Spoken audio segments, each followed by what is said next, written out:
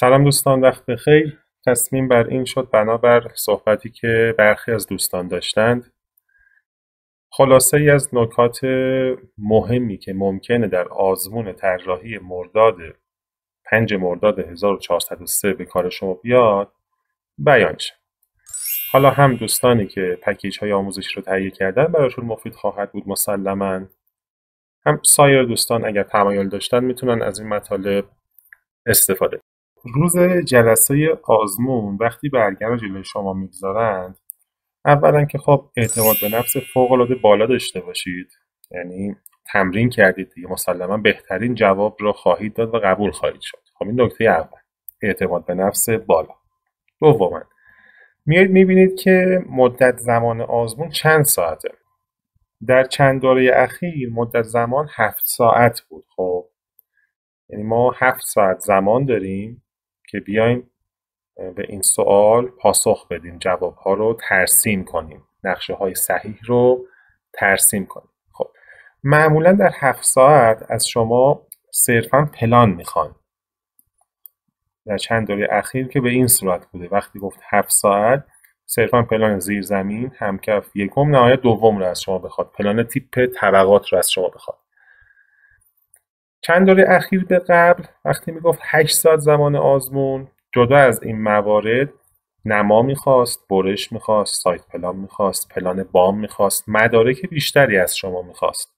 ولی گفتم که در چند دوره اخیر 7 ساعت زمان دادن صرفا با ترسیم 3 نهایت 4 تا پلان. به نظر من خیلی بهتر شده، یعنی درسته 1 ساعت کم کردن ولی صرفا از شما پلان ها رو میخواد دیگه، نمیخواد ذهنتون تمرکز کنه روی برش، روی نما، روی سایت پلان، روی پلان بام. خب پس مرحله اول چی بود؟ اعتماد به نفس بود. مرحله دوم چی؟ مدت زمان آزمون. ببینید چند ساعت، چون شما بر اساس مدت زمان آزمون باید بیاد زمان بندی انجام بدید برای انجام هر کدوم از این مراحل، هر کدوم از این خواسته های طراح سوال، از فکر کردن اولیه تا ترسیم نهایی باید به عنوان مثال در طول این 7 ساعت انجام بشه، نباید زمان کم بیارید. خب مرحله بعد چیه؟ مرحله سوم دیگه میایم صورت مسئله رو کلمه به کلمه میخونیم. در نظر است در زمینی کاملا مسطح، خب زمین ما مسطح، شیبدار نیست، باید و نباید هایی که برای زمین شیبدار باید لحاظ بشه در این صورت مسئله نیاز نیست عملی بشه، اجرا بشه، در نظر گرفته بشه. خب پس زمین ما مسطحه، کار ما راحت شد. و در آب و هوای معتدل، آب و هوای ما رو ذکر کرده معتدل. اگر سرد و کوهستانی میگفت، همونطور که در پکیج آموزشی صحبت شد، میتونستید تمهیداتی اتخاذ کنید که امتیاز شما رو بالاتر ببره.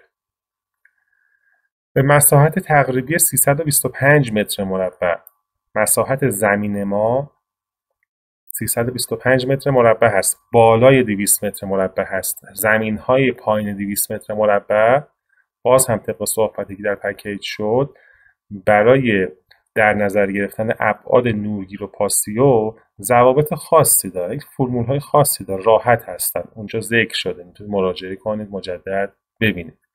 ولی خب اینجا اگر نورگیر یا حیات خلوتی نیاز بود، بر اساس مبحث 4 اعداد و اندازه هایی که داخل اون نوشته شده خیلی راحت میتونید این اعداد رو داخل نقشه هاتون لحاظ کنید.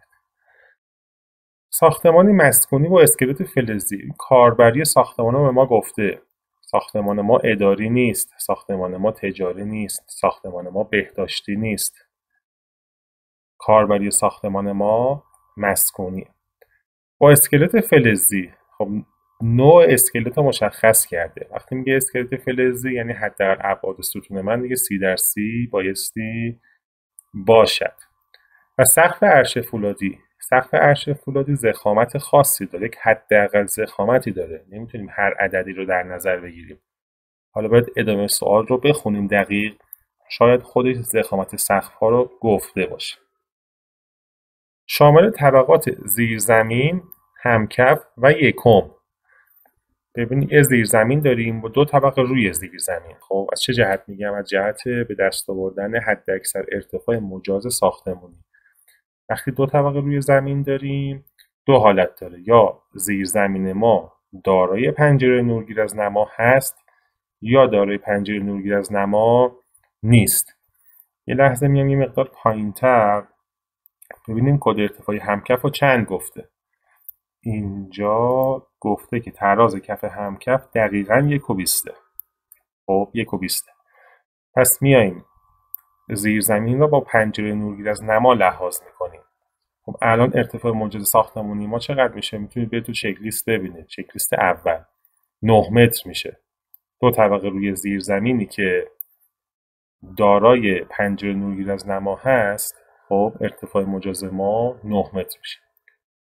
در محدوده مشخص شده در پلان موقعیت طراحی شود. مثل یک ساختمانی داریم، زمین مسطح، آب و هوا معتدله، مساحت تقریبی زمین 325 متر مربع است، کاربری امام مسکونی، اسکلت فلزی، سقف فرش فولادی، زیرزمین همکف یکم. دو طبقه روی زمین ما داریم، دو طبقه روی زیرزمین داریم. زیرزمین ما هم به این دلیل که کد همکف مثبت 1.20 میتونیم با پنجره نورگیر از نما در نظر بگیریم.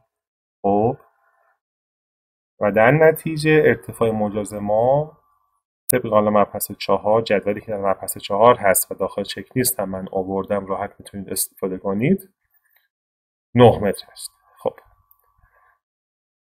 جمله بعدی، ببینید این یک جمله چقدر اطلاعات به ما داد. ملک جنوبی است. وقتی میگه ملک جنوبی است یعنی ما هم از شمال زمین میتونیم نورگیری طبیعی داشته باشیم، هم از جنوب زمین میتونیم نورگیری طبیعی داشته باشیم، نور طبیعی رو وارد بنا کنیم. و دسترسی از شمال ملک و از خیابان 8 متری است. دسترسی از شمال ملک و از خیابان 8 متری است. خیابان 8 متری بدون شیب است. خب در نتیجه هم زمین ما مسطح و بدون شیبه، هم معبر ما مسطح و بدون شیبه. نباید از اون فرمول‌های معبر شیبدار یا زمین شیبدار استفاده کنیم. کار ما به نوعی خیلی راحت میشه. خب میایم سایت پلان رو میبینیم. این جمله که اینجا نوشته داخل سایت پلان میایم چک میکنیم. کلیت موقعیت زمین دست ما بیاد ببینیم به چه صورته. خب خیابان 12 متری، خیابان 8 متری، شمال به سمت بالا، این زمین ماست، این قسمت زمین ماست، این قسمت هم که هاشل خورده محدوده طراحیه. ابعاد زمین رو دقت کنید 10.85 در 17.85 میکنم ضرب این دوتا حدود 190 خورده‌ای بشه. این محدوده طراحی ما زیر 200 متر میشه. ابعاد کوچیکیه، محدوده طراحی کوچیکیه. یه مقدار طراح سال خواسته ما رو به فکر کردن بیشتری وادار کنه. سختش کرده، عامیانه خیلی سختش کرده به نوعی. چون اینجا رمپ هم اگر بخوره به داخل زیر زمین، باکس پله آسانسور هم داشته باشیم، خب یه مقدار جانمای فضاها ممکنه فکر بیشتری بخواد. خب گفته این معبر ما مسطحه و زمین ما مسطحه. اینجا که خب حیاط رو داریم. این قسمت هم محدوده طراحی. خب ورودی زمین هم که از سمت شمال بود، یعنی این سمت. خیلی دقت داشته باشید که به اشتباه نیایید از شرق و غرب ورودی بگیرید. بعضی دوستان حالا سر جلسه ممکنه استرس داشته باشن، به اشتباه بیان ورودی رو از این دو سمت بگیرن. ما این دو سمت همسایه داریم، مردود میشید، خیلی راحت مردود میشید این اشتباه خیلی بزرگ رو انجام بدید. و اینکه گفته زمین ما جنوبیه دیگه. وقتی زمین جنوبی باشه از این دو سمت محدوده طراحی ما میتونیم از این سمت و این سمت، از شمال و جنوب محدوده طراحی، ما میتونیم نور طبیعی وارد بنا کنیم. دقت داشته باشید که نیاید به اشتباه از این دو سمت شرق و غرب در واقع نور تامین کنید. این دو سمت بیاید پنجره بگذارید. گفتم شاید استرس وجود داشته باشه، این اشتباه بزرگ اتفاق بیفته، مردود میشه. خیلی راحت این اشتباه اتفاق بیفته مردود خواهید شد.